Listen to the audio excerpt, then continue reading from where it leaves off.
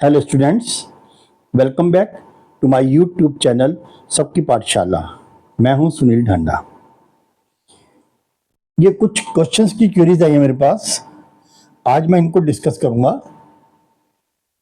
देखिए, पहला जो क्वेश्चन है वो ये है कि boiling point of water either change और remain constant when we move on mountain. देखिए, जब हम प्लेन पे होते हैं, ठीक है, प्लेन पर, और जब 1 एटमॉस्फेयर टेम्परेचर होता है, क्लियर, तो उस वक्त जो वाटर है उसका बॉइलिंग पॉइंट होता है 100 degree Celsius. Clear, 100 degree Celsius 1 atmosphere pressure पर, तो बॉइलिंग पॉइंट है 100 डिग्री सेल्सियस। ठीक है, अगर मान लीजिए इसका प्रेशर रिड्यूस होगा तब बॉइलिंग पॉइंट चेंज हो जाएगा, इसका प्रेशर इंक्रीज होगा तब बॉइलिंग पॉइंट चेंज हो जाएगा। यानी मीन्स हुआ कि boiling point dependent on the pressure. अब डिपेंडेंट कैसे होता है कि boiling point is directly proportional to the pressure. What means of this? Boiling point of any liquid is directly proportional to the pressure.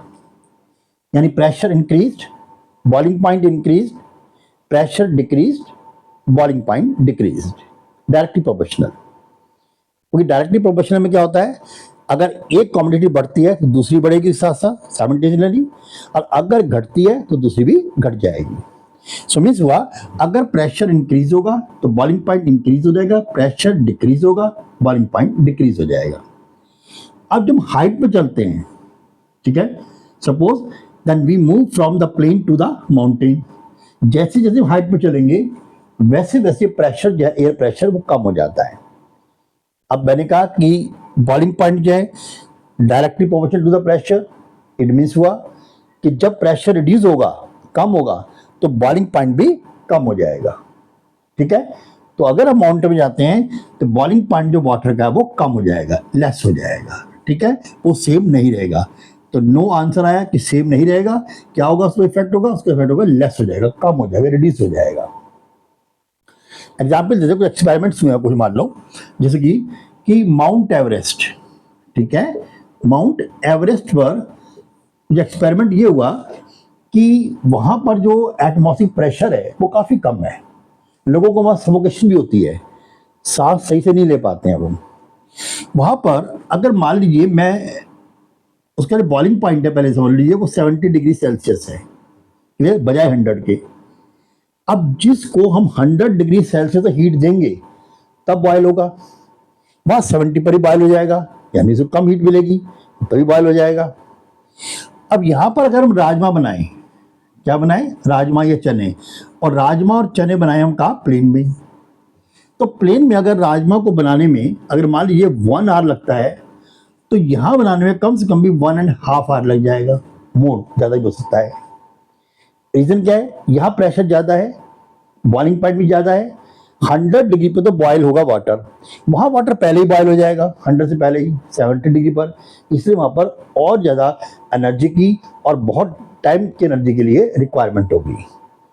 तो ये है इसमें कि what is the effect of the pressure on the temperature. तो मैं clear कर दिया कि जैसे जैसे प्रेशर इंक्रीज होगा वैसे वैसे बॉइलिंग पॉइंट इंक्रीज होगा, जैसे जैसे प्रेशर डिक्रीज होगा वैसे वैसे बॉइलिंग पॉइंट डिक्रीज होगा।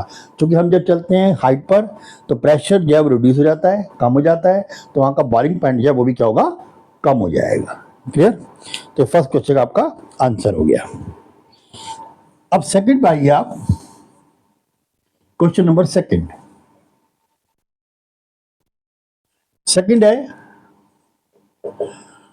How the condensation of vapour depend on the pressure and temperature. जो कंडेंसेशन है, condensation means the conversion of the vapours into the liquid, that is the condensation. इसका pressure और temperature से क्या relation है? देखिए इसमें कि कंडेंसेशन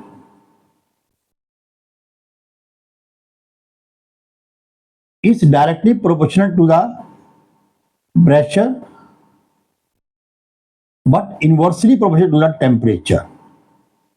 मीन्स हुआ अगर हम प्रेशर को इंक्रीज कर दें और टेम्परेचर को डिक्रीज कर दें तो कंडेंसेशन फास्ट हो जाता है। उल्टा कर दें, हम मानिए टेम्परेचर को इंक्रीज कर दें, प्रेशर को डिक्रीज कर दें, कंडेंसेशन डिक्रीज हो जाता है, वेपर ज़्यादा बनती है इसमें। क्लियर?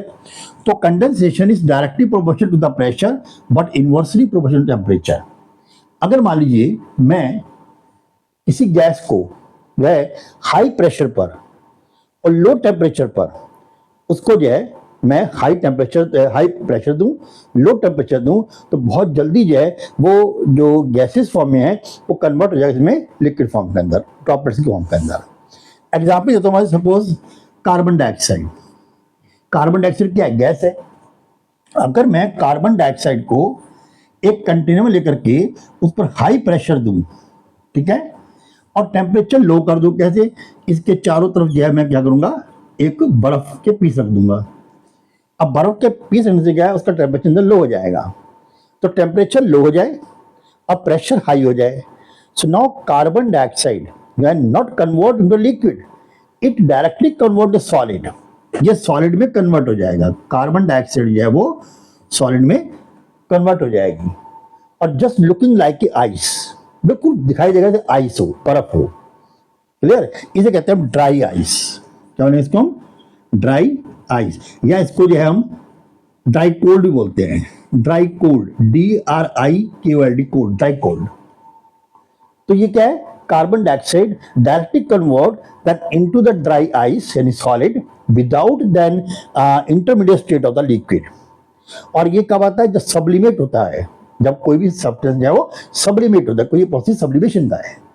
क्लियर? वो हम अलग यूज करेंगे अब कि सब्लिमेशन क्या है। तो यहां पर जो है इसका कन्वर्जन। इसके अलावा आप एक गिलास ले लें, टम्बलर, उस टम्बलर के अंदर क्या है? बिल्कुल ड्राई टम्बलर, ना बाहर में कोई वाटर ड्रॉपलेट्स है ना अंदर है। आप इसमें आइस के टुकड़े डाल दीजिए इसके अंदर। अब जब आइस इसमें डालेंगे आप तो क्या होगा? थोड़ी देर देखिए, 2-4 मिनट के बाद ही इसके बाहर हल्की हल्की हल्की ड्रॉपलेट्स आ जाएंगी। अब ये ड्रॉपलेट्स कहाँ से आ गई? क्या ये गिलास लीक कर गया? नहीं। हुआ क्या कि जो उसकी आउटसाइड है that also become the cold due to the presence of ice inside the glass tumbler. अब क्या होगा कि जो आसपास की फ्यूम्स हैं एयर के अंदर प्रेजेंट हैं, वाटर वेपर्स, जैसे ग्लास के कांटेक्ट में आएंगी दे कूल डाउन। जब कूल डाउन होगी तो क्या होगा? वो ड्रॉपलेट्स में कन्वर्ट हो जाएगी। ये वो ड्रॉपलेट्स हैं जो एयर जो है वेपर्स है present the air when contact in the cold glass. Clear? तो ये आपका होगा कंडेंसेशन के बारे में। थर्ड कहा उसने, sponge is compressible how it is solid. अब ठीक है, जो आपका ये है स्पंज है वो सॉलिड है, नो डाउट, लेकिन आप अगर आयरन पर प्रेशर दें, आयरन जो है वो कंप्रेस नहीं हो पाता, वुडन कंप्रेस नहीं हो रही है। लेकिन अगर आप एक पिलो को, मान लीजिए जैसे मेरा पिलो है ये, अगर मैं इस पिलो को प्रेशर दूं तो ये देखिए फोल्ड हो गया। ठीक है, अब मैं इसको और प्रेशर दूंगा तो देखिए दब गया ये, और प्रेशर रिलीज करते हैं फिर अगर रीगेन इस पोजीशन। रीजन क्या है इसके अंदर? रीजन ये है कि इसमें पोर्स होते हैं, छोटे छोटे क्या होते हैं? पोर्स होते हैं, और उन पोर में एयर ट्रैप रहती है। जैसे आप प्रेशर देंगे तो एयर जो है वहां से एस्केप हो जाती है, बाहर निकल जाती है। अब वो कहते हैं प्रेशराइज दब जाता है। और अब आप प्रेशर हटा लीजिए, then it regain the position, air फिर उसके अंदर एंटर कर जाएगी। अब बार बार प्रोसेस करते रहिए, बार यही होगा। और कभी आपको आवाज भी सुनाई देती है कि जो आवाज आ रही है वो क्या है? उस एयर के बाहर निकलने की आवाज आती है। ठीक है, तो स्पॉन्ज सॉलिड है, no doubt, but compressible due to the presence of the hole, and the hole then fill up with the air. Or when we then pressurize it, when we put the pressure on the sponge, then air escape from it, and that is why it is compressed. और iron में या आपका जो wooden है उसमें जो है वो पोर्स नहीं होते। ठीक है, ये आपका थर्ड क्वेश्चन का भी आंसर हो गया। अब आते हैं हम fourth question, what is latent heat. देखिए ये समझिए आप कि लेटेंट हीट है क्या। देखिए एक्चुअल में जब मान लीजिए कोई सॉलिड है या लिक्विड है, कुछ भी ले लीजिए, उनका लिखा जाएगा लेटेंट ऑफ फ्यूजन और latent heat of the then vaporization. ठीक है, एक ही बात है, आप कोई सा ले सकते हो। मान लीजिए मैंने एक ये लिक्विड ले लिया, वाटर ले लिया। अब वाटर के अंदर मैंने क्या किया, ये थर्मोमीटर में ऐड कर दिया, इससे मैंने थर्मोमीटर पुट कर दिया, ठीक। अब इस वाटर को मैंने क्या किया, बंसन बर्नर पर धीरे धीरे इसको गर्म करना शुरू कर दिया। ये बंसन बर्नर है, यहाँ मैं ट्राइपॉड लगा देता हूँ, ठीक है, जिसके ऊपर ये टिका हुआ है, और ये बंसन बर्नर है। अब मैं इसको गर्म कर रहा हूँ, ठीक। अब जैसे वाटर गर्म होना शुरू होगा वैसे वैसे इसकी वेपर्स बननी शुरू हो जाएगी। आप देखिए इस थर्मोमीटर की रीडिंग बननी शुरू हो जाएगी। एक कंडीशन ये आएगी जब वाटर बॉयल होना शुरू हो जाएगा। जैसे ही वाटर बॉयल होगा वैसे देखिए इसका टेम्परेचर शो करेगा आपको कितना, 100 डिग्री सेल्सियस। क्लियर? वाटर ने जैसे ही बॉयल होना शुरू किया इसका टेम्परेचर हो गया 100 डिग्री सेल्सियस। अब आप देखिए आप कंटिन्यू हीट दे रहे हैं लेकिन टेम्परेचर रेज नहीं होगा। आप लगातार ग्राफ बना के देखिए, इसके अंदर ये टेम्परेचर है, ये है टेम्परेचर, और ये है सपोज मान लीजिए बीपी, बॉइलिंग पॉइंट। आप ये धीरे धीरे टेम्परेचर बढ़ा रहे हैं, बॉइलिंग पॉइंट बढ़ रहा है, टेम्परेचर बढ़ा रहे हैं, बॉइलिंग पॉइंट बढ़ रहा है। जस्ट 100 डिग्री सेल्सियस हो गया यहाँ, और ये बॉइलिंग पॉइंट आ गया यहाँ पर। मतलब ये आपका टेम्परेचर बढ़ा दिया और यह बॉइलिंग पॉइंट आ गया आपका 100 डिग्री सेल्सियस, ठीक। अब आप टेम्परेचर दे रहे हैं, बॉइलिंग पॉइंट नहीं बढ़ रहा, क्लियर, रिमेन कांस्टेंट। लेकिन हीट दे रहे हैं आप, तो हीट कहां गई? अगर आप बॉयल करने के लिए वाटर रख दें और आप आधा घंटा भूल जाए, वाटर गैस पे बॉयल हो रहा है, आधे घंटे के बाद मान लो 1/2 लीटर वाटर हो, आप जाके बाद देखिए कितना पानी मिलेगा आपको, कुछ नहीं मिलेगा वहां। कहां गया वाटर? सारा water convert in the vapours. यही रीजन है कि जब हम टेम्परेचर तो बढ़ा रहे हैं, टेम्परेचर कंटिन्यू मिल रहा है उसको, लेकिन उसका बॉइलिंग पॉइंट आने के बाद उसका बॉइलिंग पॉइंट तो रेज नहीं होगा। अब क्या होगी, अब पूरा पूरा वाटर कंटेंट जो है वो धीरे धीरे जो है अगली स्टेट यानी कि वेपर्स में कन्वर्ट होता चला जाएगा। क्लियर? टेम्परेचर कांस्टेंट रहेगा। तो फिर ये हीट क्या काम कर रही है? ये हीट जो है वो टोटल बाकी बचे जो वाटर हैं उसको क्या कर रही है, एवोपरेट कर रही है, उसको कन्वर्ट कर रही है गैस के अंदर। और यही हीट जो कहते हैं हम लेटेंट हीट, छुपी हुई हीट, यानी वो हीट जो वाटर को फिर बॉइलिंग पॉइंट पर जो है वो कन्वर्ट करती है किसके अंदर, वेपर्स के अंदर, ठीक है। ये बोलते हैं हम क्या, the latent heat of vaporization. ऐसे सॉलिड कहेंगे तो लेटेंट हीट ऑफ द कहेंगे फ्यूजन। क्लियर हो गया? ये है latent heat.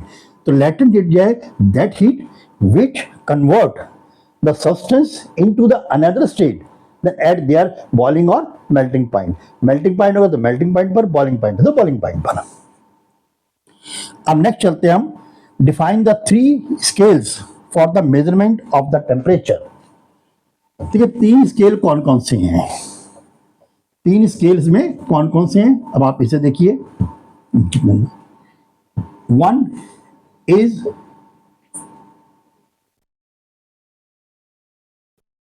Fahrenheit scale, second is Celsius scale, और थर्ड आएगा इसमें केल्विन स्केल। ठीक है, जो फ़ारेनहाइट स्केल है इसमें क्या होता है, देखिए ये स्केल का एक्चुअली क्या है, जो केल्विन स्केल है इसका सिंपल फंडा है कि आप जो डिग्री सेल्सियस है उसमें आप 273 डिग्री ऐड कर दीजिए, ये कन्वर्ट हो जाएगा केल्विन के। केल्विन के ऊपर डिग्री नहीं लगती है, पहली बार। डिग्री सेल्सियस है, केल्विन के ऊपर डिग्री नहीं है, ठीक है, पास में नहीं है, डिग्री सेल्सियस होगी, ये नहीं होगी। अब दूसरा क्या है, जैसे मान लीजिए 10 डिग्री सेल्सियस है मेरे पास, तो इसमें मैं 273 ऐड कर दूंगा तो 283 केल्विन हो जाएगा। अगर मान लीजिए मेरे पास 293 केल्विन है, इसको डिग्री सेल्सियस कन्वर्ट करना है तो 273 में ऐड करूँ, माइनस करूंगा तो यहाँ पर 20 है डिग्री सेल्सियस आ जाएगा। क्लियर? तो यानी मीन्स हुआ अगर हम 273 को ऐड कर दें, ठीक है, तो केल्विन में कन्वर्ट हो जाएगा, 273 को माइनस कर देंगे तो डिग्री सेल्सियस में वो कन्वर्ट हो जाएगा। अब बात फ़ारेनहाइट और सेल्सियस की।